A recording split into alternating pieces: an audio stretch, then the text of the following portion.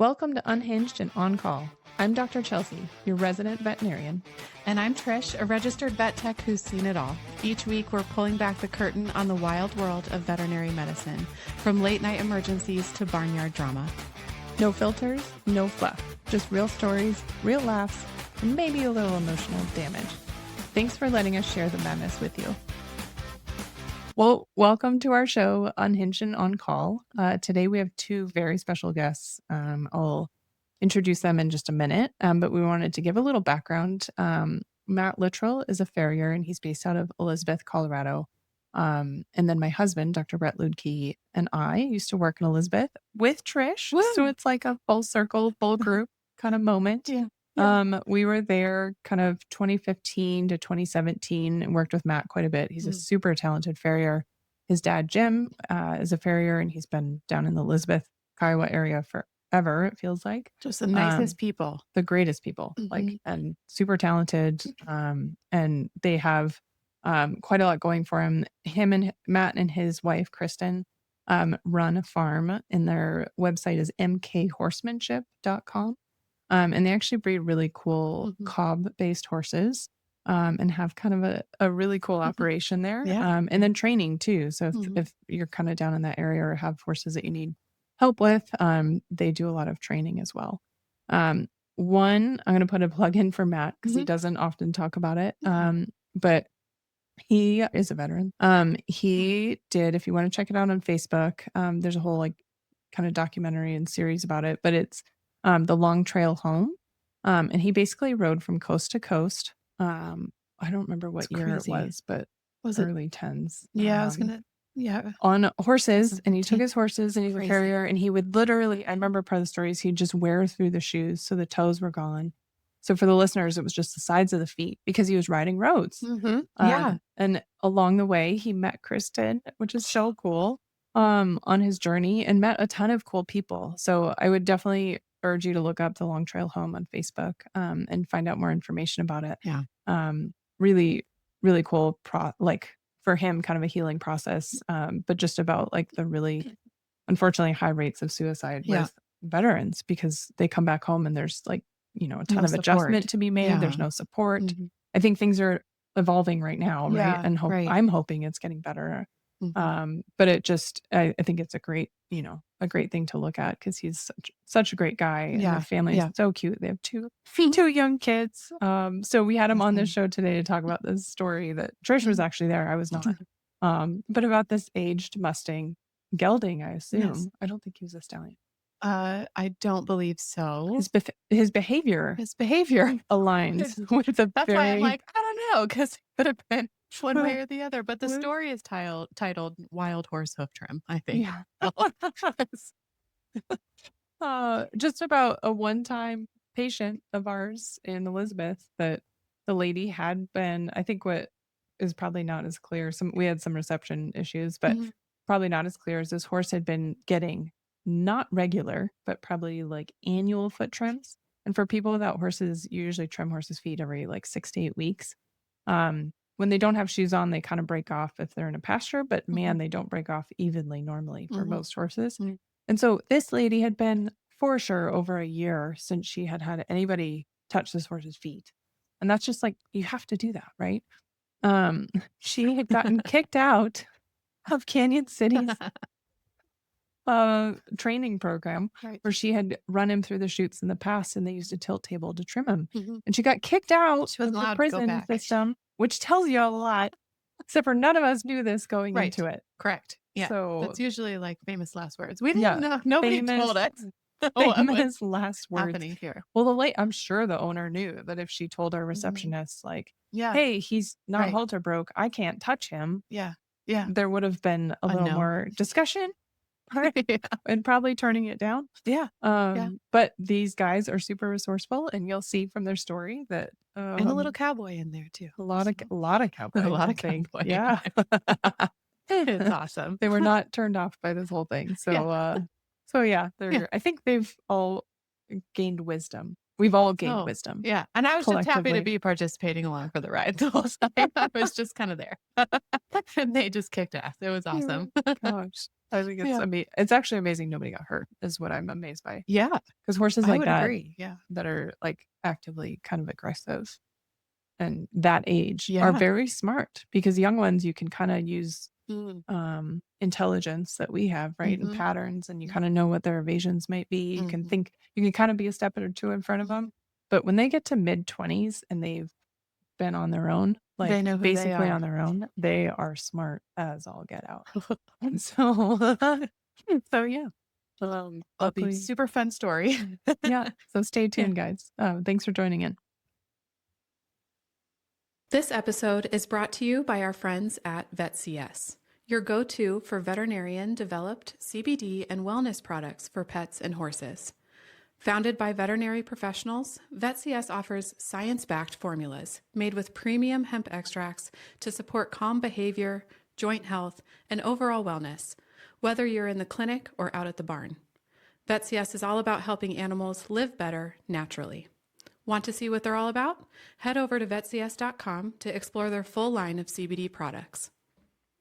Well, thanks for joining us, everyone. We have two very special guests today. We have Matt Littrell, who's a farrier that we've worked with, for 10 years, I guess now. Yeah. Starting in Elizabeth, Colorado. And he's got a ton of experience there, grew up in the area. And then my husband, Dr. Brett Luedke, I think introducing you for the first time on the show. So thank you both for being here. I know you have very busy schedules. So we're going to take all the listeners or watchers back to, would this be like 2016? Does that sound right? Right around since a long time ago. 16, yeah. It's been a good 10 years. That's crazy. Remember it like it was yesterday, though. Oh, gosh, yeah. The ones that stick out are they're easy to remember. Yeah. Well, I'll let you guys tell this story about this horse. Yeah. So I just remember we get a call at the clinic. Some lady says, "Hey, I got a horse. I need help with the farrier. Can you guys sedate this horse with a farrier?" We're like, "Yeah, no problem." She says, "Yeah, I can bring it in and we'll coordinate. I got this farrier that I'm going to work with." And we're like, "Oh yeah, we know Matt. Like this would be great." And so we set up a time, and she pulls in the trailer, and I think Matt was there already or something. And I was like, "All right, like let's get this show on the road. Let's throw a halter on him, and we'll bring him out, and we can get all this done." She's like, "Oh, I can't get a halter on him." And I looked at her and I said, "Well, how'd you get him in the trailer then?" She's like, "Oh, I have him trained to run through a chute system at home, and that's how I get him on the trailer." I'm like, "Well, if you can't catch him, how do you suppose we're gonna get a hold of him to like get a needle in him?" She's like, "I don't know. That's why I brought him to you." Well, they remember. I was like, "Well, there's some things we can try." Yeah, because you tried to stick him through the trailer to get just a little bit of sedation on board. And I'm pretty sure they used that Mustang, the vocalization of him, for like the velociraptors in Jurassic Park. Because he was going to take that little spook trailer apart. Yeah. Well, and also Brett being like, this sedation going IM is also going to take a little bit longer, everybody. Like this is not going to be some immediate response either. We're going to have to wait. I didn't go light either because I No. said, "Hey, like we probably get one shot at this, so like, somebody go in the front end and distract him," because you couldn't even walk up to the trailers. Like he was just throwing this trailer around anytime anybody walked by. So we had somebody kind of walk to one side, and I snuck up behind him on the other side and just jumped in and just ninja'd him right in the keister with a pretty big amount of drugs, and it did absolutely nothing. Like this horse didn't even kind of slow him down. Like he was still ready for a fight. Yeah. My God. And I'm a young technician, and I'm like going up to the side of it, being like, buddy, like trying to be all nice and sweet to this thing. And it's like definitely a velociraptor, like Max. I was like, "Oh, you don't want to be friends with me." Okay. That's great. You did not want to be friends. That's great. Well, no, because then that obviously did not work. And because I remember calling Woody and Kyle with their Doc Woody, old ranch van. And because he has a tilt table. And I remember calling going, "Hey, can we run this horse on there?" He goes, "That is not going to work." And he said he's the one that suggested we run into the rodeo grounds, run him into a bucking shoe. Oh. And so we run him to the rodeo grounds, and she unloads him in the bucking pens. We run him into a chute, and I think we get 2 lead ropes on him to snub him up inside the bucking chute. And Brett's looking at this, and he's like, "Okay, I'm going to give him the first dose." And Brett was like a sniper. I mean, this thing is thrashing and crashing, and Brett just nails that vein. And he dropped his head that much. It was like, Oh.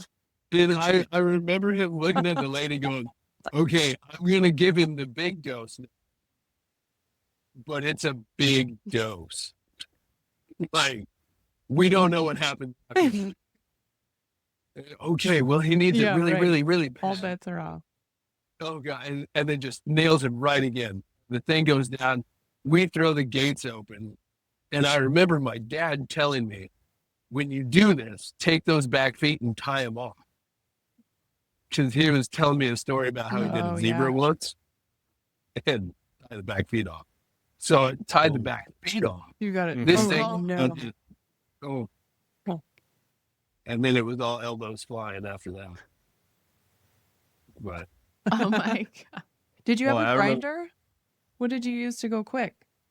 nippers. Just Just nippers. Yeah. Oh shit! So you're a ninja. It was the- Yeah. yeah, it was a bad deal. We could have been more prepared. We had that. I think I more than doubled the dose of like ketamine. Like it was like, hey, we're gonna Yeah. just hit the thing we got and see Yeah. where we go.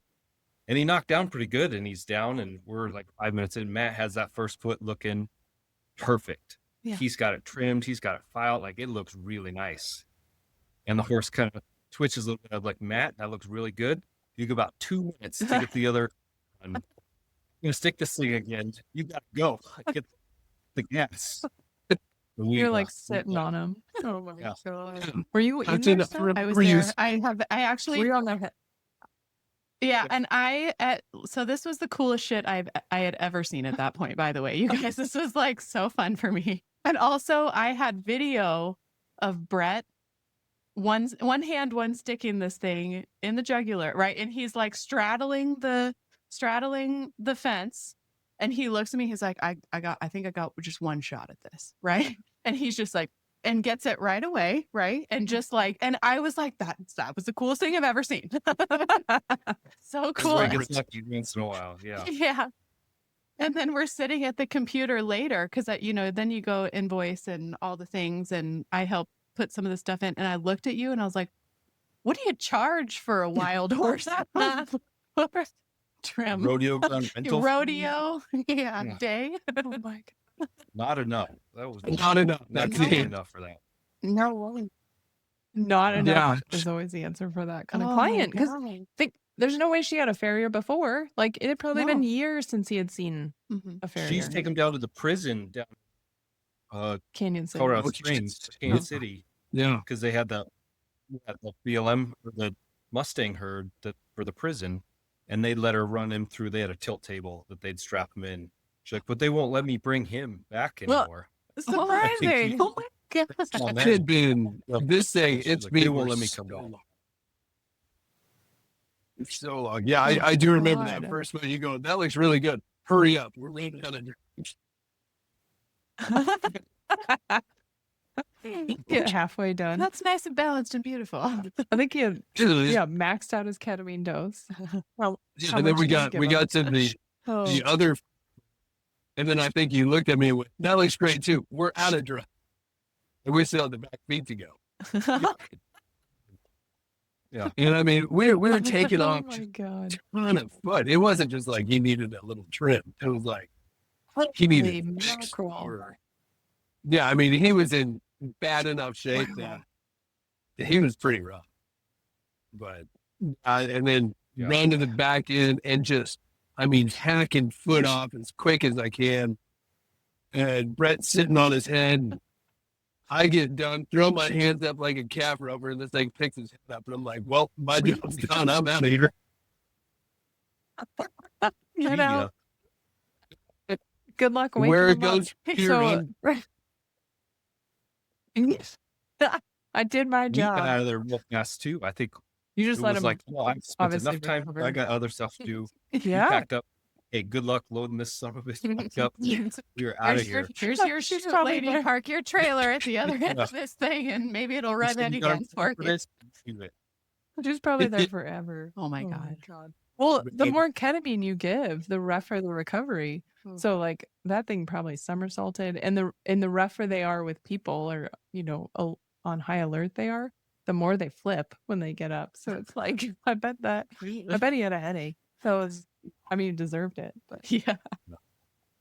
and he was in his Yes. 20s. So for all the listeners, like this isn't a situation where she didn't have, she just got him off BLM and he's 4 or 5 and didn't have the time yet. Like she had this thing feral for decades. Yeah.